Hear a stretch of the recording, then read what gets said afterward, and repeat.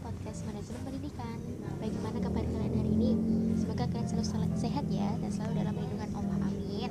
Nah, pada kesempatan kali ini ada topik yang kita bahas, yaitu manajemen fasilitas pendidikan. Nah, oleh saya sendiri, Septiana Mardianingsih sebagai moderator, dan beberapa narasumbernya yaitu Erik Fahri Imawan, Rizka Indah Lesari, dan Putri Arina Rusda.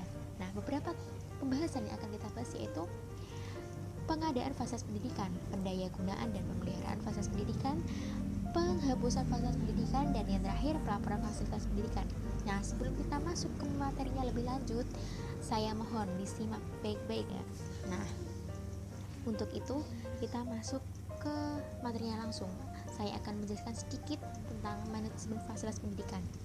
Manajemen fasilitas pendidikan sendiri itu berkaitan erat sekali dengan mutu pendidikan yang berkualitas. Nah, Sayyidina Ali bin Abi Thalib mengatakan bahwa didiklah anak sesuai zamannya. Dari perkataan beliau, kita dapat mengambil kesimpulan bahwa sebagai orang tua nanti kita harus mendidik anak sesuai dengan zamannya, tidak seperti apa yang kita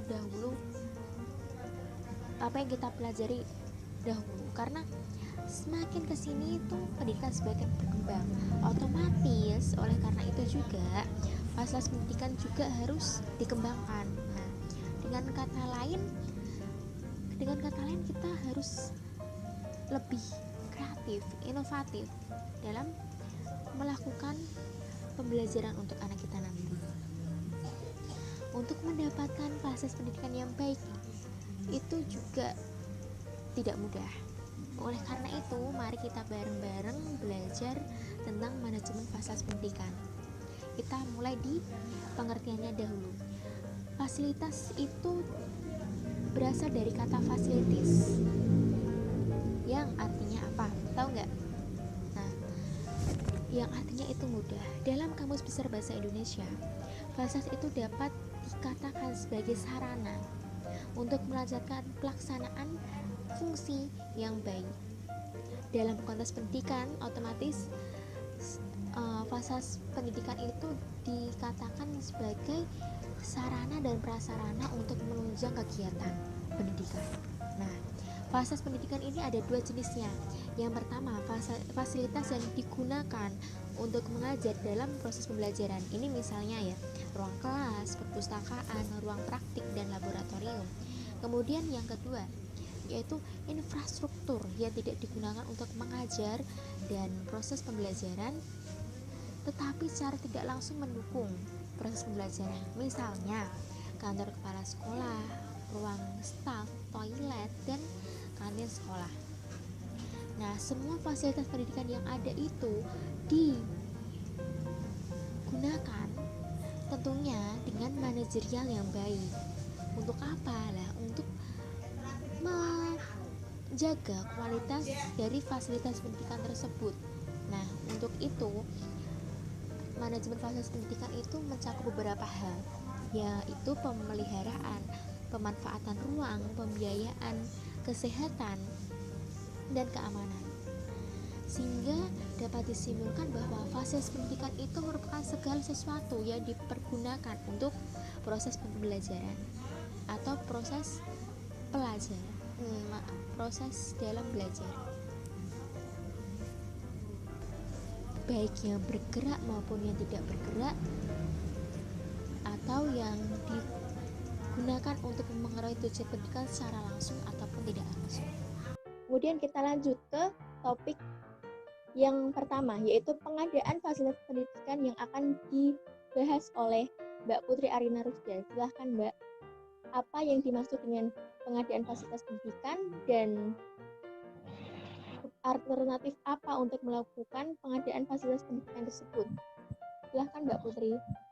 Nah, baik, pengadaan fasilitas pendidikan yaitu suatu kegiatan penyediaan semua jenis fasilitas sesuai dengan kebutuhan untuk mencapai tujuan pendidikan itu sendiri. Untuk alternatifnya ada beberapa macam, yaitu dapat dengan membeli, membuat sendiri, dari bantuan, menyewa, meminjam, mendaur ulang, menukar, dan juga bisa memperbaiki. Dan pada umumnya pengadaan fasilitas itu bisa melalui beberapa langkah. Yang pertama yaitu menganalisis kebutuhan dan fungsi, kemudian mengklasifikasikan fasilitas yang dibutuhkan. Yang ketiga yaitu membuat proposal yang ditunjukkan pada pemerintah bagi sekolah negeri dan pihak yayasan untuk sekolah yang swasta. Yang keempat, jika itu nanti disetujui, maka akan ditinjau dan dinilai kelayakannya untuk mendapatkan persetujuan dari pihak tertentu. Pihak yang dituju maksud saya. Dan yang terakhir, setelah ada kunjungan dan disetujui, maka fasilitas itu akan dikirim. Nah, oke, terima kasih Mbak Putri. Iya, sama-sama.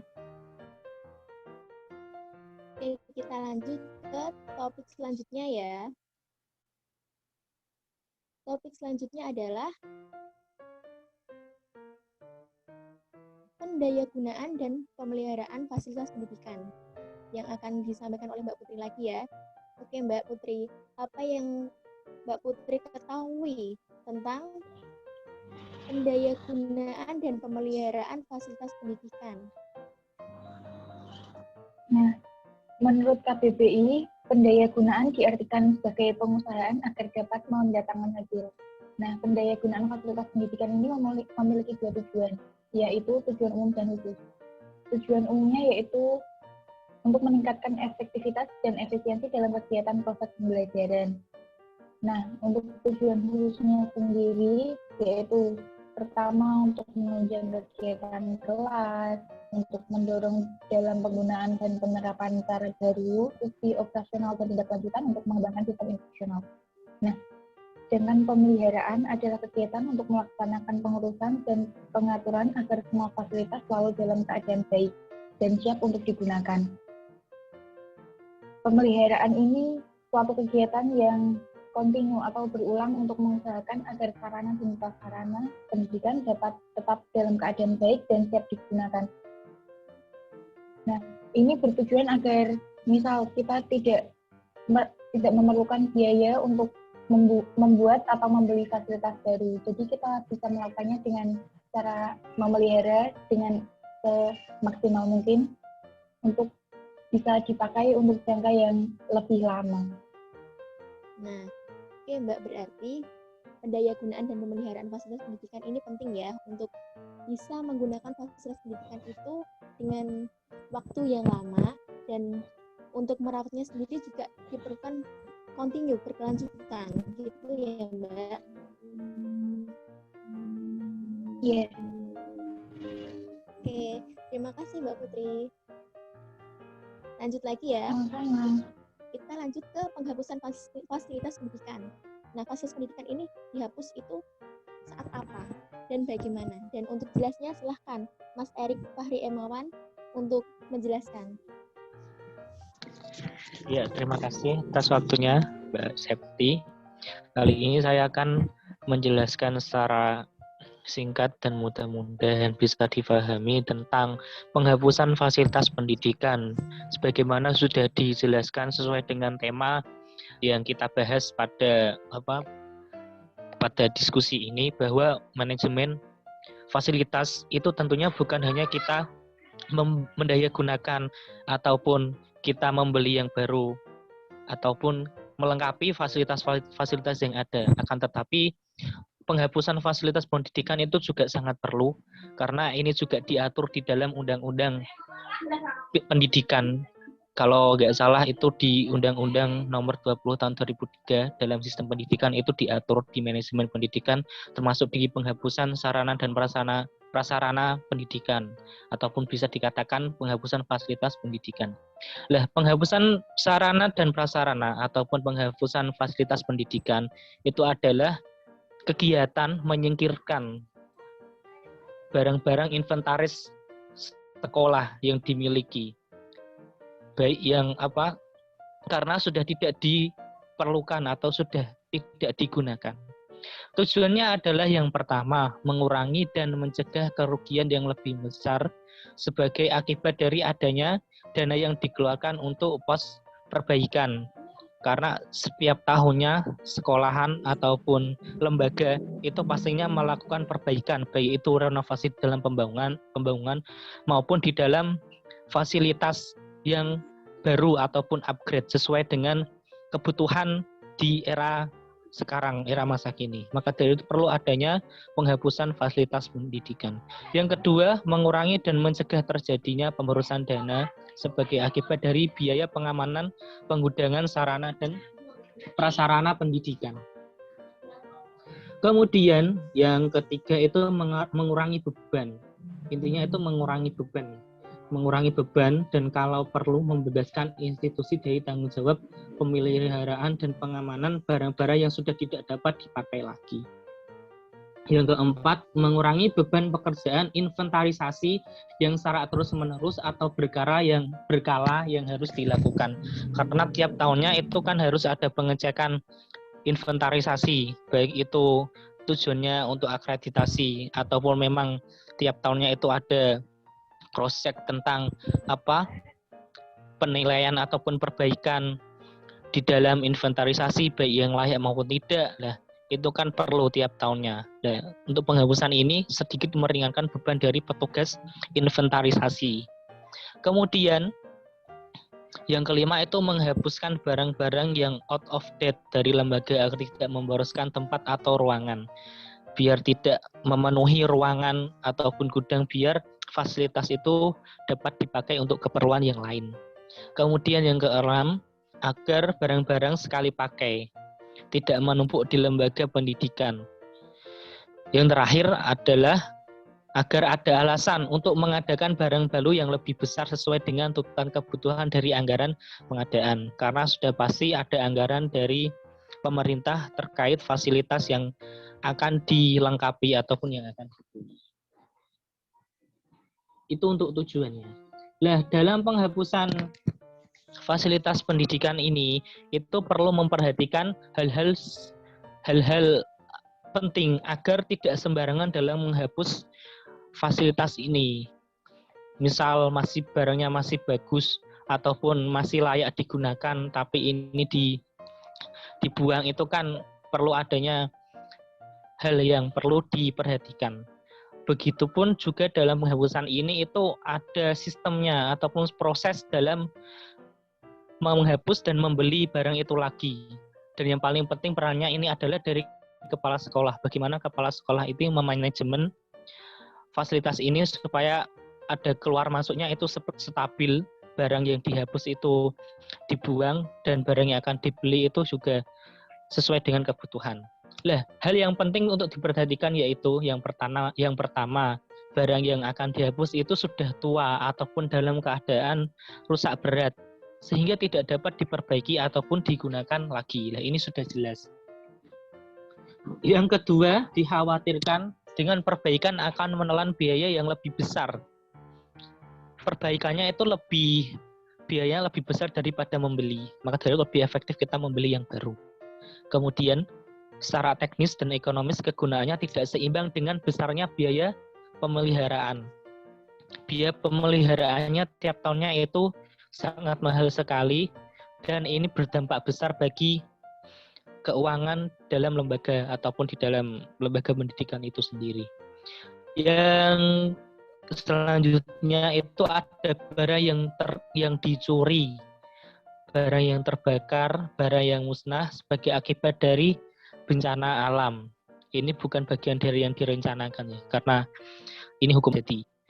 Yang selanjutnya tidak sesuai lagi dengan kebutuhan masa kini yang seperti yang sudah saya sebutkan tadi. Kemudian yang terakhir terjadi penyusutan di luar kemampuan pemeliharaan pengurus barang. Misal barang kimia itu kan sangat susah sekali ataupun kalau memang tidak dirawat secara intens itu akan mengakibatkan hal yang tidak kita inginkan. Nah, ini yang paling penting juga, yang paling penting dan yang terakhir dalam proses penghapusan sarana perlengkapan fasilitas sekolah itu harus memperhatikan cara-cara berikut ini ataupun langkah-langkah dalam penghapusan fasilitas pendidikan. Yang pertama, kepala sekolah itu menyatukan barang-barang yang akan dihapus. Misalnya meletakkan di tempat yang aman namun masih di dalam lingkungan sekolah. seperti di dalam gedung sekolah ataupun di belakang sekolah yang tidak terjamah oleh siswa-siswa atau murid-murid yang sering untuk dilewati atau sering untuk tempat berkumpul. Kemudian, kepala sekolah memberikan usulan penghapusan dan membentuk panitia penghapusan dengan melampiri data barang yang akan dihapus ke kantor dinas pendidikan. Nah, ini secara administrasi harus jelas juga karena kita bertanggung jawab ke atas, ke dalam lembaga pendidikan di atasnya. Kemudian selanjutnya itu menginventarisasi barang yang akan dihapus dengan mencatat jenis dan tahun pembuatan barang tersebut.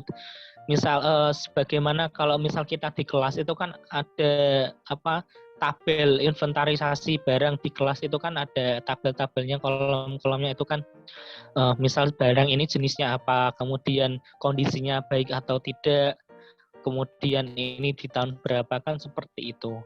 Itu harus ada pencatatannya.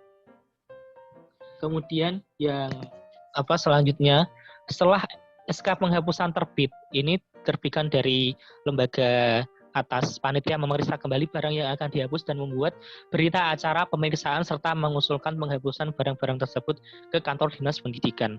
Lah, tujuannya membuat berita acara ini sebagai tanda bukti secara administrasi juga, karena ini sebagai laporan. Bukan sembarangan kita menghapus dan tidak laporan kepada atasan seperti itu. Kemudian yang terakhir, setelah memperoleh surat keputusan dari Dinas Pendidikan, maka segera dilakukan penghapusan, dan penghapusan tersebut biasa dilakukan dengan 2 cara, yaitu yang pertama dimusnahkan, dan yang kedua itu dilelang, atau di dalam kalau misal di sekitar kita itu diloak kalau bahasa kita, ataupun dirongsokkan, itu bisa bahasanya seperti itu. Mungkin cukup itu yang dapat saya sampaikan, Mbak Septi. Terima kasih Mas Erik, udah jelas ya. Tadi dijelaskan juga tentang pengertiannya, ada tujuan-tujuannya, dan apa hal yang diperhatikan juga. Kemudian dalam proses penghapusan itu memperhatikan apa-apa saja sudah dijelaskan ya dengan bahasa yang menurut saya sudah dipahami ya. Kemudian selanjutnya di pelaporan fasilitas pendidikan. Nah, pelaporan fasilitas pendidikan ini juga tidak kalah pentingnya loh untuk manajemen fasilitas pendidikan itu. Oke, untuk pelaporan fasilitas pendidikan silahkan dijelaskan oleh Mbak Rizka. Silahkan Mbak Rizka. Ya, terima kasih Mbak Septi. Untuk pelaporan fasilitas pendidikan ini biasanya juga disebut sebagai inventarisasi. Nah, inventarisasi sendiri secara bahasa itu bisa disebut sebagai daftar barang-barang, bahan maupun hal-hal lain. Jadi inventarisasi dalam pendidikan itu merupakan pencatatan semua perlengkapan pendidikan yang telah dimiliki oleh sekolah. Nah, pencatatan ini harus dilakukan secara sistematis, tertib, dan teratur, tentunya berdasarkan peraturan-peraturan yang telah berlaku. Nah, peraturan atau landasan hukum dalam melakukan inventarisasi ini ada beberapa. Salah satunya yaitu instruksi dari Presiden Republik Indonesia nomor 3 tahun 1971, di mana instruksi ini itu membahas mengenai inventaris barang milik negara dan kekayaan yang dimiliki oleh negara. Nah, selanjutnya dalam inventarisasi atau pelaporan fasilitas pendidikan sendiri itu harus ada beberapa instrumen yang perlu disiapkan. Di antaranya yaitu buku inventarisasi, buku pembelian, buku penghapusan, dan kartu barang. Untuk melakukan inventarisasi ini, ada beberapa langkah. Nah, langkah yang pertama yaitu mencatat atau pencatatan semua sarana-prasarana yang dimiliki oleh suatu sekolah.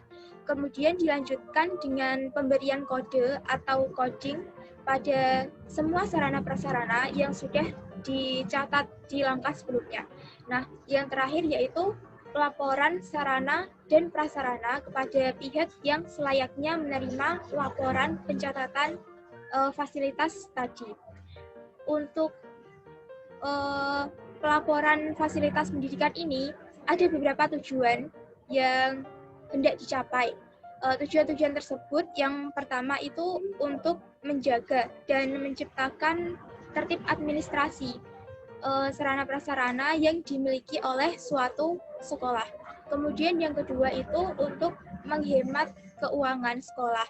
Nah, menghemat keuangan ini berkaitan dengan pengadaan, pemeliharaan maupun penghapusan semua fasilitas yang dimiliki oleh suatu sekolah.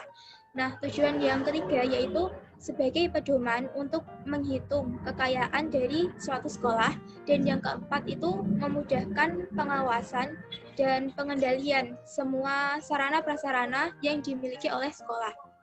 Nah, selanjutnya tentu juga ada beberapa manfaat dari kegiatan inventarisasi yang akan dilakukan ini. Nah, manfaatnya itu seperti yang pertama yaitu menyediakan data dan informasi untuk menentukan dan menyusun rencana kebutuhan yang akan dilakukan oleh satu sekolah. Yang kedua yaitu memberikan semua data dan informasi, di mana data dan informasi ini nantinya dijadikan pedoman dalam pengadaan barang atau semua fasilitas pendidikan. Yang ketiga yaitu memberikan data untuk menentukan keadaan barang. Jadi kita dapat mengetahui keadaan barang itu atau fasilitas itu seperti apa, apakah baik atau sudah rusak atau bagaimana. Dan yang terakhir yaitu memberikan semua data dan informasi untuk memudahkan pengawasan dan pengendalian semua fasilitas pendidikan. Nah, mungkin itu sedikit yang dapat saya sampaikan. Terima kasih. Kembali ke Mbak Rizka. Terima kasih Mbak Rizka. Jadi dapat disimpulkan bahwa pelaporan fasilitas pendidikan itu sendiri ada kaitannya dengan yang tadi, ada tentang pengadaan, tentang daya gunaan dan pemeliharaan fasilitas pendidikan dan penghapusan fasilitas pendidikan ya. Oke. Sekian dari podcast dari kami, dan terima kasih atas narasumber yang sudah berkenan untuk menghadiri di virtual Zoom pada pagi hari ini. Dan terima kasih juga untuk penonton yang setia menyimak kita dari awal. Oke, wassalamualaikum warahmatullahi wabarakatuh.